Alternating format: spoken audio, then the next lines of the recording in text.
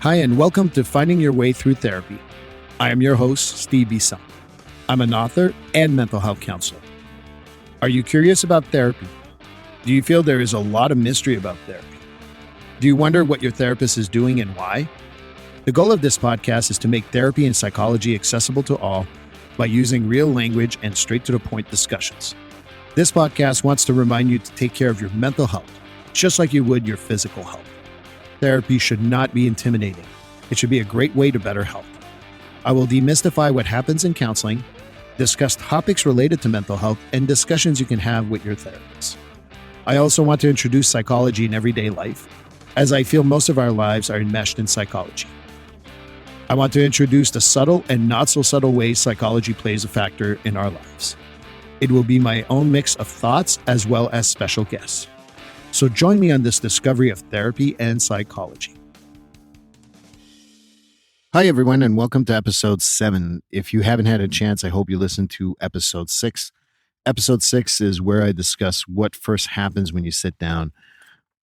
I hope that it's helpful to you, but how I like to think about a session and how I like to think about this podcast is the first session is also where insurance companies want us to give a diagnosis. I'm not a huge fan of diagnosis, and I'll tell you why.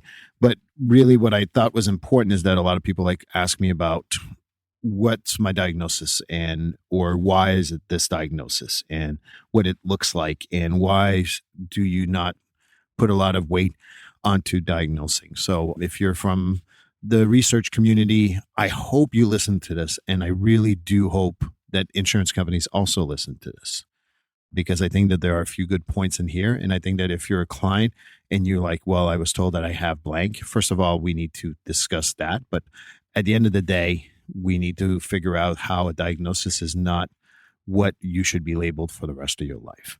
So let me get on my soapbox right off the top and tell you that my biggest problem with diagnosing starts with how people look at themselves once they're diagnosed. So if you give someone major depression disorder, they tend to go, well, I'm a depressed person. Well, you're not a depressed person. You're a person with a diagnosis of depression.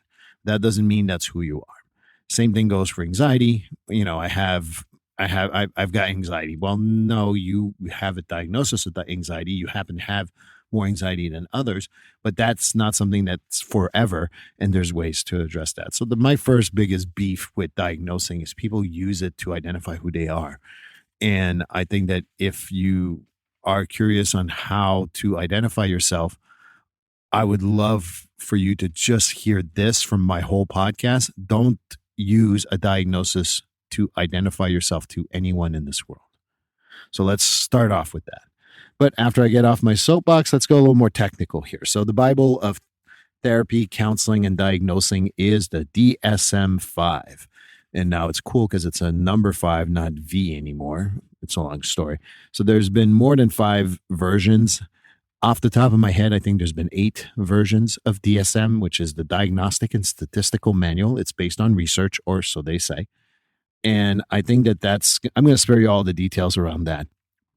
The other thing, too, is that the diagnosing manual has had some preliminary diagnosis that they just threw in, and there's some weird stuff in there that I'm just, it's no longer there. Thankfully, I'm going to save that information too. If you want to look it up, you'll see. But at the end of the day, the DSM-5 at times was very disparaging for certain communities, particularly I would think about sexual orientation and stuff like that. So for me, let's start off with the history of DSM-5 not being statistical sometimes, and it's just being what they want to put as a label. They've gotten a lot better, obviously, but I want to say that. So diagnosing through DSM-5 talks about criteria. Not all of them are like that, but it's usually you got to meet a certain amount of criteria. So 3 out of 7 criteria, or 5 out of 9, or 1 out of 3, or just 1, depending on what it is.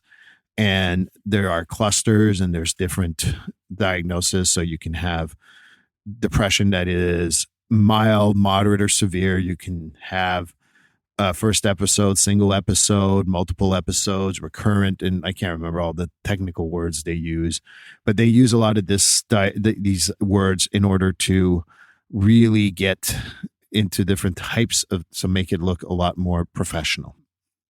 The stuff that they talk about, the insurance companies again, you can listen all you want, but I also would encourage you to tell you that I just don't care about your diagnosing.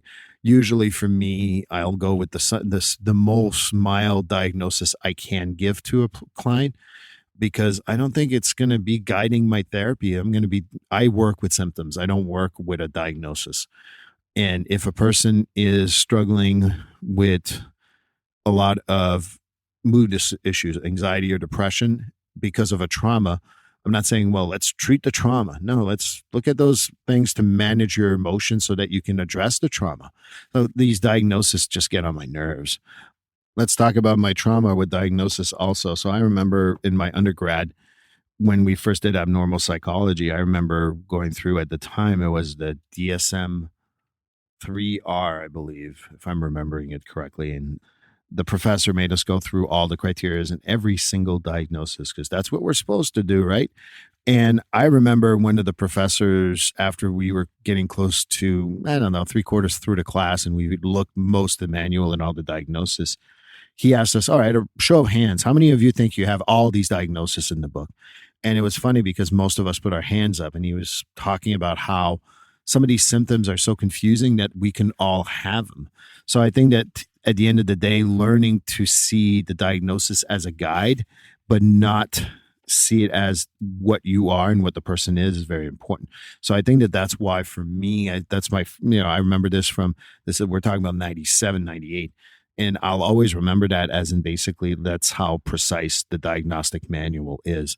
And for those who are research fellows, one of the things I've learned a long time ago, when I went to a very research-based school for my undergrad, McGill University, is that what we're trying to work on is null hypothesis, and we're trying to prove it that it's not right. We're hoping, and Albert Einstein would say the same thing, E equals MC square should be something that we disprove eventually. Not that I don't think it's going to happen, but basically it's a theory. That's the best theory we have. But if we can come up with a better theory, that's what we got to do. And DSM-5 is a great book of theories, but that doesn't mean that they cannot be disproved. So that's why, when I hear insurance companies say, well, you need a diagnosis. Well, it's just a theory. It's not the right thing. Yes, it's the best theory we have, but that's why I have a lot of problems with that. The other thing that I would talk about is that as a country, as a folk, so to speak, we fall in love with diagnosing people. So in the late 80s, early 90s, everyone had ADHD, and I know it's coming back, but it was ADHD. Then it became everyone had bipolar. And then now we're looking at the spectrum diagnosis, the autistic spectrum disorder, and we're using that one overly used, in my opinion, at this point. I do that too. I'd like to tell you that I'm immune to that, and I'm no better than anyone. I'm a human being who works hard, but I also think that sometimes I fall in love with some diagnosis. That's the other problem I feel with the DSM and the diagnosis, is that if I fall in love with bipolar, everyone's going to be bipolar, but that doesn't mean that's true. And we don't challenge ourselves enough. And DSM-5 was made to be challenged that way, so that you can look at your symptomology of the client and see how you can address that differently. But we truly don't do that. And if a therapist here tells me that, will write back to me and say, well, I do that, that'd be great. But a large majority of the therapists I know stick with one diagnosis for a long period of time. And I think that the diagnosis change is probably what's best. So if someone's showing up with a lot of attention issues, and that could be attention deficit disorder, could be attention deficit hyperactivity disorder, or it could be also that they've been through a significant trauma, and because they don't want to think about it, they're getting distracted very easily. So the good thing is to be able to change a diagnosis, and also not be your diagnosis means that you no longer are an ADHD person. You are perhaps someone who's been through trauma, and starting to identify yourself as a person with a diagnosis versus de-diagnosis is probably my biggest goal with any of my clients. When I work with my clients, I don't think about, oh, look, the depressed person's coming in, or, oh, look, the traumatic person's coming in. No, John's coming in, Jane's coming in. And I think that that's why I think sometimes the diagnosis that we do, and if people are very attached to their diagnosis, we lose sight on the treatment. So that's why diagnosis is not the end all, that be all. Thank you for listening to episode 7. I really hope that it was informative for you. I truly enjoyed doing this. Episode 8, for the record, will be Probably one of my favorites so far. And I'm hoping to have more like that are fun. But I know that it's going to be interesting to see who will tune in. So, episode 8 is with someone I know, Lisa Dennis, and we're going to talk about pro wrestling and how pro wrestling and psychology are very much related. And I know that that might seem far fetched, but since you've been listening for now 7 episodes, listen to episode 8 so I can prove my point.